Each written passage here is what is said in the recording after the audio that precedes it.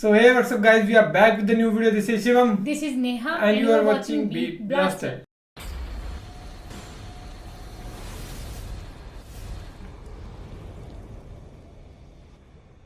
So finally we are back again with a new part. Mohammad sir के लिए part 41. और last part में हमने देखा था कि जैसे वो यहूदी मतलब दोगलापन कर रहे थे ना, बाहर से कुछ का पानी जो है उन्हें ईमान वालों के लिए मना कर दिया कि आप लोग यहाँ से पानी नहीं पियोगे. अब नेक्स्ट देखते हैं कि मोहम्मद शाह इस चीज पे क्या करते हैं. हाँ, बाकी ओरिजिनल वीडियो का लिंक डिस्क्रिप्शन में दिया हुआ है, सो जाके आप चेक कर लो मिफ्ताही जी की वीडियो. सो करें प्ले जी. चलिए आगे बढ़ते हैं. जब मुसलमानों को पानी की तकलीफ बहुत ज्यादा बढ़ गई तो रसूल पाक सल्लल्लाहु अलैहि वसल्लम ने एक बार फिर सहाबा को बुलाया और उनसे फरमाया कि तुम में से कोई ऐसा है जो ये बीर रूमा यानी कुआं खरीद कर ईमान वालों को वक्फ कर दे, उसके बदले में अल्लाह के यहाँ उसे जन्नत मिलेगी. इस दफा भी हजरत उस्मान रजी अल्लाह तआला के हिस्से में ये सादत आई. वो आगे आया और अर्ज किया, या रसूल अल्लाह मैं इसके लिए हाजिर हूं. उसके बाद हजरत उस्मान रजी अल्लाह तआला ने यहूदी मालिक यानी उस कुएं के मालिक से बात की. उसने जरूरत को देखकर कुएं की कीमत बड़ा चढ़ा कर मांगी, लेकिन हजरत उस्मान रजी अल्लाह तआला ने अल्लाह उसके रसूल की खुशनुदी हासिल करने के लिए कीमत की कोई परवाह नहीं की, बल्कि यहूदी के मुंह मांगी कीमत पर उस कुएं को खरीद लिया और ईमान वालों को वक्फ कर दिया.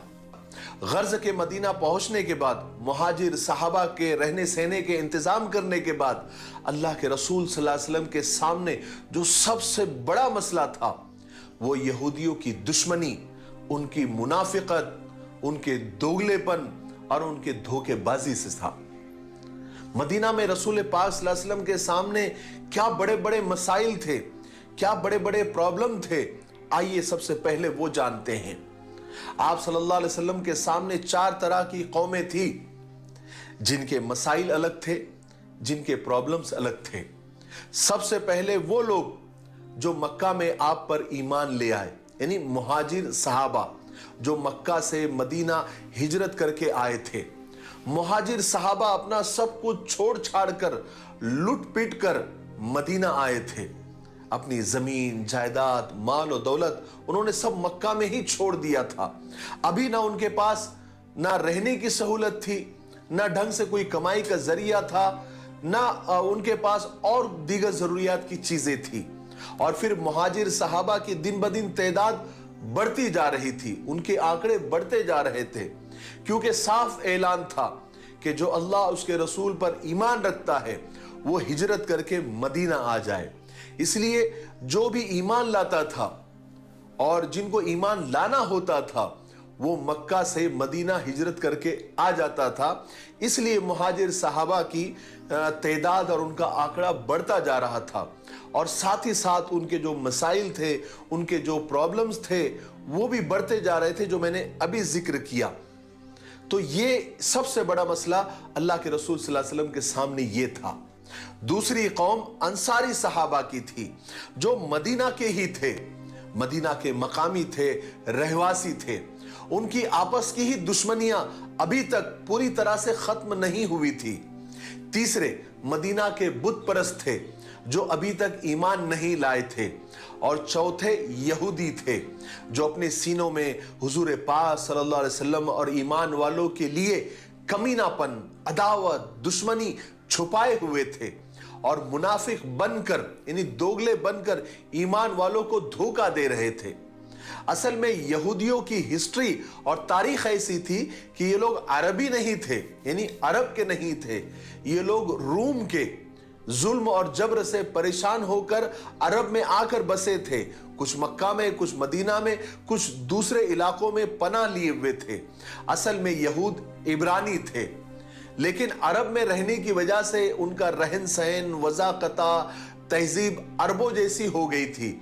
यहां तक कि उनके खुद के नाम, उनके कबीलों के नाम अरबी हो गए थे. यहां तक कि अरबों में शादी बियाह के रिश्ते भी कायम हो गए थे. लेकिन यहूदियों में अभी तक नस्लवाद और जातिवाद और नस्ली असबियत अभी तक बाकी थी. वो अपने इसराइली होने पर फख्र करते थे और अरबों को हकीर और जलील समझते थे. उन्हें उम्मी कहते थे और उनके नजदीक उम्मी का मतलब उम्मी का मतलब ऐड आगे उम्मी का मतलब ऐड अनपढ़, अछूत, वहशी और जाहिल वगैरह। उनका अकीदा ये था कि अरबों का माल और उनकी जायदाद उनके लिए हलाल है, चाहे फिर जैसा भी खाओ, अल्लाह के यहां उसका हिसाब किताब नहीं होगा। और यहूदियों के पास मजहब के नाम पर जो ले दे के पूंजी बची हुई थी वो ये थी फाल निकालना, लोगों का भविष्य बताना, जादू करना, झाड़ फूक करना, तावीज गंडे करना।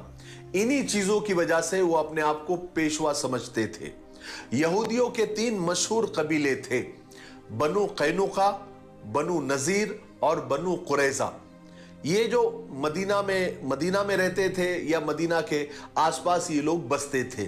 जिस वक्त रसूल अल्लाह सल्लल्लाहु अलैहि वसल्लम मदीना में तशरीफ लाए तो जहां अंसारियों ने यानी अंसारी सहाबा ने आपका जानो माल से इस्तकबाल किया, वेलकम किया, यहूदी भी उनके साथ मिलकर आप सल्लल्लाहु अलैहि वसल्लम को खुश आमदीद और वेलकम कहने में किसी से पीछे नहीं रहे।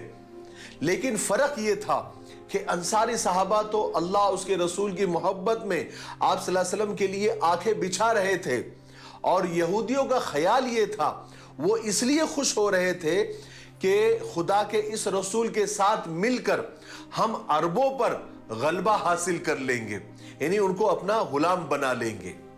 इस वक्त तक यहूदी अपना सबसे बड़ा दुश्मन ईसाइयों को समझते थे। यहूदी रसूल पाक सल्लल्लाहु अलैहि वसल्लम को अपने साथ मिलाने का जो ख्वाब देख रहे थे, उसकी एक वजह यह थी, वो ये कि यहूदियों के मजहबी किताब तौरात में आप सल्लल्लाहु अलैहि वसल्लम के दुनिया में तशरीफ लाने की खबरें मौजूद थी, जिसको वो सब जानते थे, और उनके मजहबी पेशवाओं ने उन्हें बता रखा था कि खुदा का एक नबी जाहिर होने वाला है जिसका नाम मोहम्मद सल्लल्लाहु अलैहि वसल्लम होगा। ये लोग आपकी सिफात और आपके जाहिर होने का इंतजार कर रहे थे, और ये लोग बड़े यकीन के साथ कहा करते थे कि हम उस नबी का साथ देंगे और वो हमारे दीन की तबलीग करेगा, और हम उनके साथ चलेंगे, वो हमारे साथ चलेगा।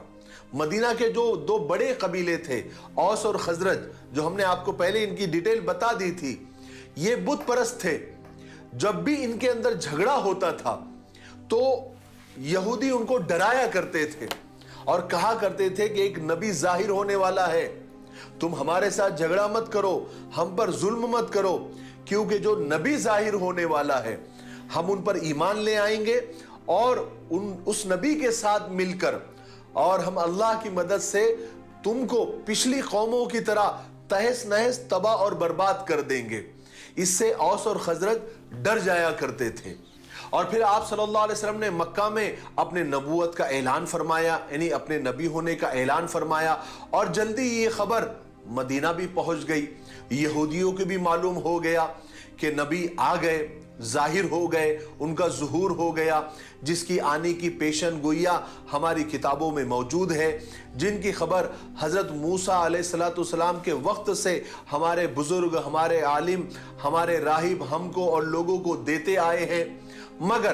मगर अभी वो इस खुशखबरी पर खुश भी होने नहीं पाए थे कि उन्हें ये बातें मालूम हो गई कि आप सल्लल्लाहु अलैहि वसल्लम जो तालीम दे रहे हैं वो कुछ अलग है।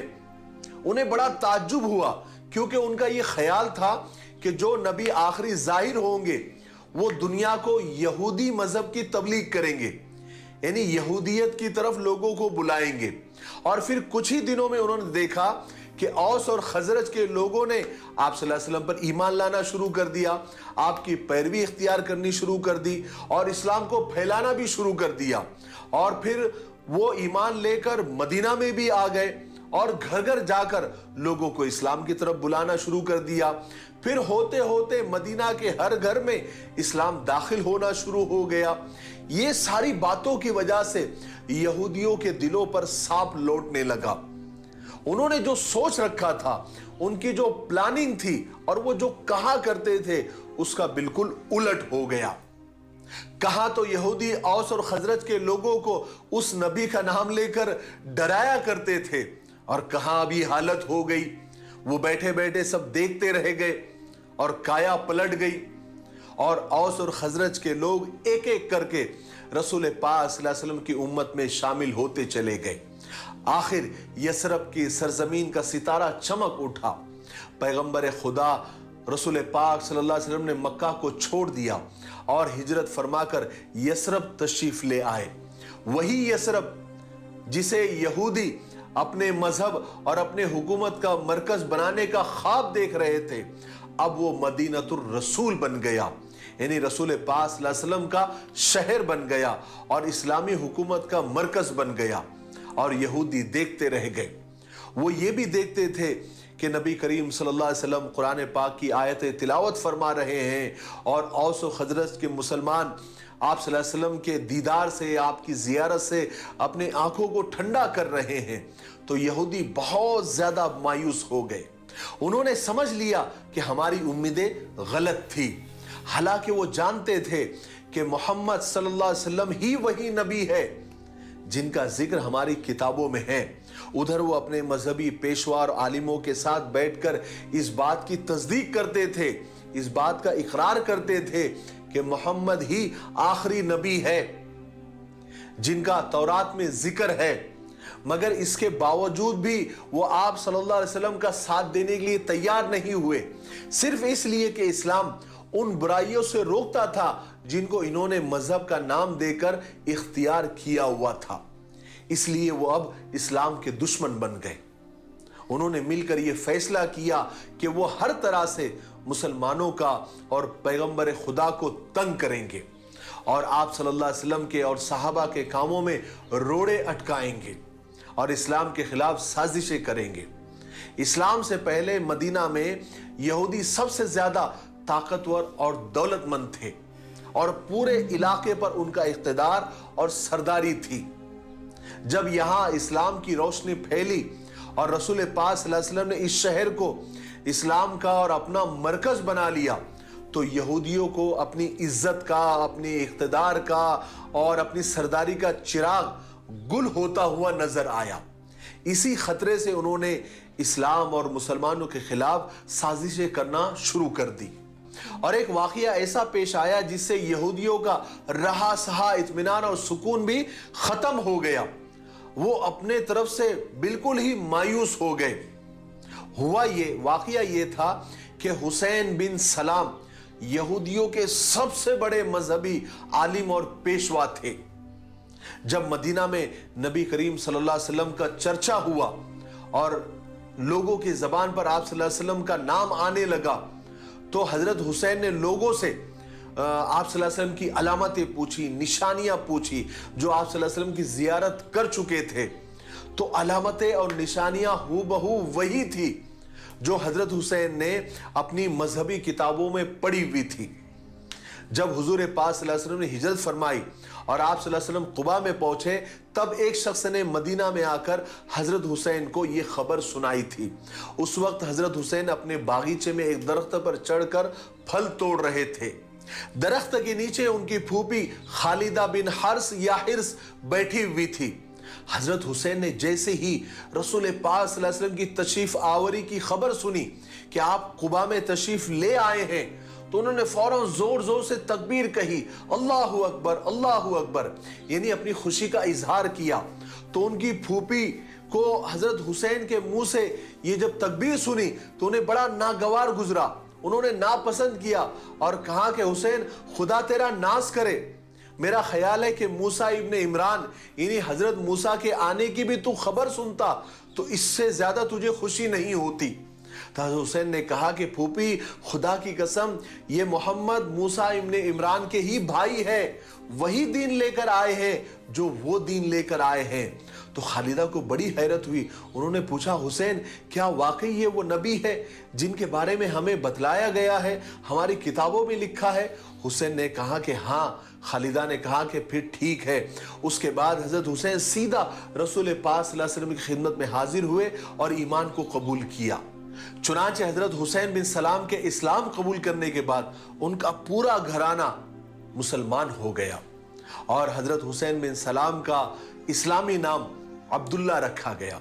हजरत अब्दुल्ला बिन सलाम ने यहूदियों से अपने इस्लाम को छुपाए रखा।